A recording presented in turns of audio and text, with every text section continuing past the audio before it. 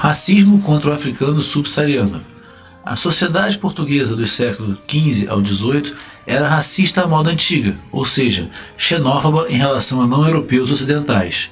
O estrangeiro, notadamente o judeu e os nativos das regiões conquistadas, Ásia, África e América, poderia manchar a pureza de sangue, requisito à ascensão social.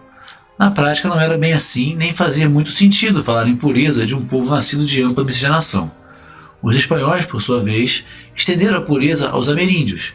Estes eram, sem mistura ou infecção de outro grupo repudiado, proclamavam o Decreto Real de 1697. A repulsa ao negro era universal na Europa, embora não chegasse aos extremos introduzidos pelo racismo filosófico e científico a partir do final do século XVIII. Os portugueses conviviam relativamente bem com os africanos subsaarianos. Já ingleses, franceses e espanhóis procuravam manter uma distância maior. Os hispânicos eram especialmente refratários à miscigenação com negros. O cronista Pedro Alonso O'Curley, escrevendo sobre as relações interraciais na América Espanhola em 1774, advoga que se um indígena procriar com um branco e o filho desses, mestiço, procriar novamente com um espanhol, o novo descendente será um castiço e o descendente deste, com outro espanhol, tornará a ser espanhol. Porém, do cruzamento entre espanhol e africano nascerá um pardo e não importa quantos cruzamentos tem esse pardo com espanhóis daí em diante, toda a descendência será considerada parda. Embora os portugueses, para efeito de um casamento público, também pensassem como os espanhóis, preferindo as ameríndias como parceiras no caso de não haver portuguesas disponíveis, os pardos no Brasil não sofreram o mesmo grau de discriminação de seus pares nas terras vizinhas. Um ditado popular no século XVII dava a dimensão do desembaraço dos pardos. Brasil, inferno dos negros, purgatório dos brancos, paraíso dos mulatos. Os pardos logo se tornariam feitores, capitães do mato e soldados no exército colonial português. No século XIX seriam médicos, advogados, políticos, escritores, comerciantes de escravos e proprietários rurais. Alguns liderariam revoltas, nunca, porém, contra os brancos por serem brancos. Só se tornariam defensores dos africanos no período final da campanha abolicionista. De modo geral, jogavam no time dos brancos, pois mesmo quando escravizados, costumavam ter privilégios e orgulhavam-se de sua descendência europeia, lutando com frequência para oficializá-la. As pardas tornaram-se símbolos de beleza nas Américas, mal vistas na parte hispânica, desejadas abertamente na parte portuguesa. No final do século XIX, o racismo científico, baseado em proposições antropométricas e preconceitos que hoje parecem absurdos, atinge o auge na Europa e no Brasil. Como expoente nacional, apresenta-se o cientista médico Nina Rodrigues. Ele advoga a tendência de a miscigenação ocasionar a degeneração do homem, atacando com estatísticas que mostram uma tendência maior dos pardos a cometerem crimes como homicídio. Chega a propor uma diferenciação penal para caboclos e pardos, pois seriam menos capazes de compreender a ilicitude de seus atos. A tese pegou para os índios, até hoje diferenciados como parcialmente incapazes na lei penal. O pardo está associado à malandragem, traço nem sempre autodepreciativo da identidade nacional, desde o século XVII pelo menos. É ladino, esperto, pouco propenso a cumprir regras estritas.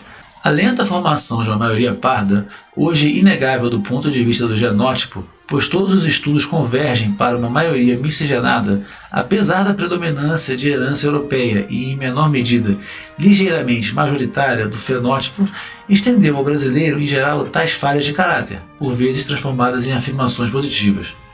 No mais das vezes, o pardo esteve e está associado ao jeitinho brasileiro, ao pouco caso para com a lei, à ojeriza ao trabalho duro e metódico, à malemolência, ao sincretismo cultural e religioso, à dissolução, entre outros atributos pouco valorizados do ponto de vista do resto do mundo. Como o Brasil é cada vez mais pardo e seguirá sendo, é inevitável do ponto de vista demográfico e genético, tais características foram associadas à nacionalidade. Não é de hoje. Essas críticas dos portugueses da metrópole já faziam os brasileiros em geral há 200 anos ou mais. Na medida em que cresce a busca por padrões globais de produtividade, letramento, ordenamento legal e civilidade, reforça-se, por oposição, a tradição autodepreciativa. Assim, o autodepreciativo vem do racismo, racismo contra o pardo, em larga medida autorracismo.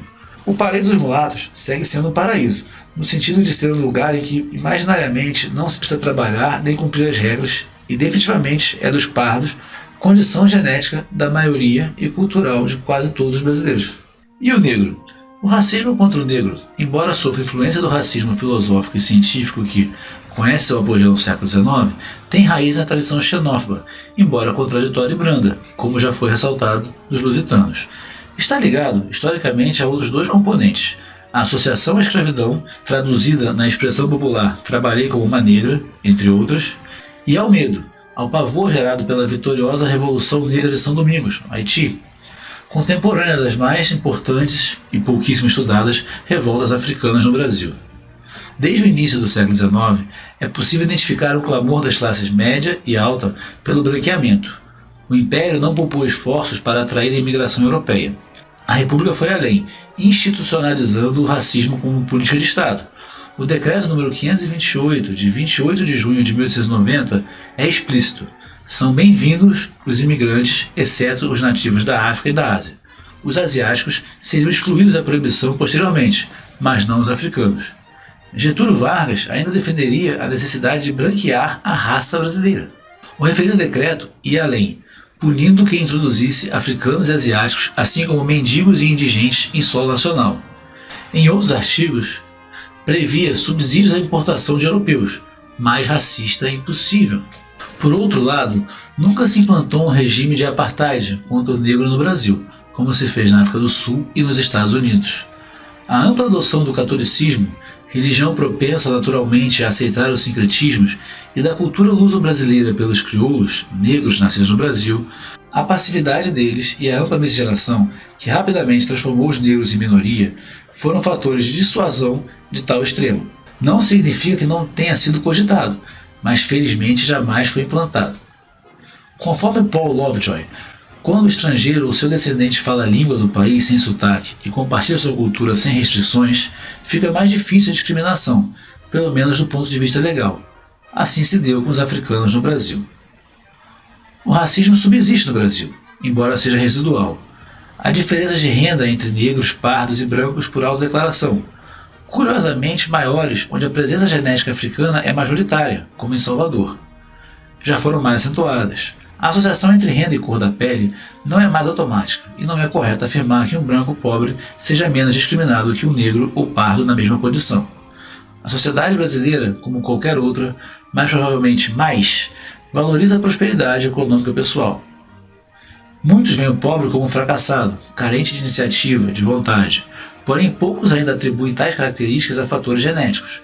O preconceito racial social remanescente não resiste a uma simples confrontação demográfica. Há regiões pobres com escassa população afrodescendente e regiões ricas com elevada participação genética africana.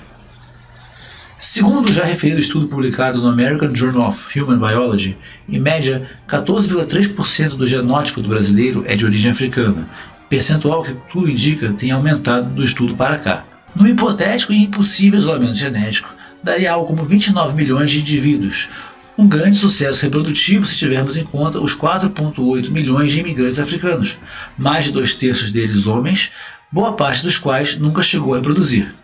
Sucesso ainda maior é visível no fenótipo. A cor do Brasil é parda, assim como a etnicidade correspondente e predominante mesmo entre os aparentemente brancos. Nota 1.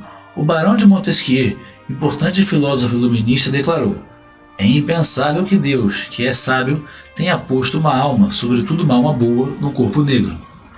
A Igreja Católica, pelo menos oficialmente, jamais endossou tal barbaridade.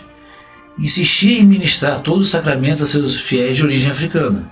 Algumas ordens, porém, vetavam aos negros o acesso ao sacerdócio.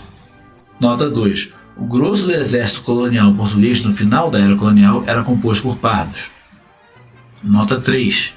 Se o número de autodeclarados negros tem aumentado nos últimos censos, isso se deve a uma campanha movida por diversos movimentos ideológicos estimulando a autodefinição de pardos como negros. É improvável que a maioria dos assim autodeclarados não seja geneticamente miscigenada.